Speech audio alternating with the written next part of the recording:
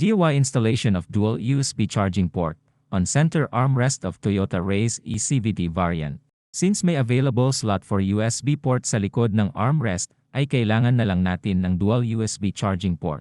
Dashboard switch para pwede ay off if not in use. At fuse splitter para maiwasan mag-splice sa original wirings at hindi ma-void ang warranty. Microtype nga pala ang fuse splitter ng Toyota Raize. Lahat yan sa Lazada ko nabili. First tinanggal ko cover ng slot for USB port at yun din ang ginamit ko para makabit ko ang USB port sa slot at madali tanggalin in case mabusted.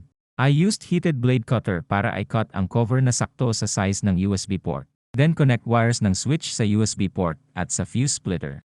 Here's how I connect it. Dashboard switch red and yellow wires are connected sa fuse splitter. Then black and white wires going to ground kasama yung black wire ng USB charging port.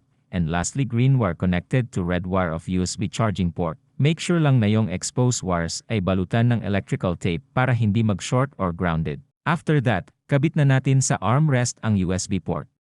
Dito makikita nyo kung saan dumaan ang wires. From center armrest papunta sa ilalim ng dashboard and fuse box. Tinanggal ko yung 15 amperes fuse ng P outlet and doon ko din kinabit yung fuse splitter. Yung 15 amperes na fuse naman ay sa open slot ng fuse splitter.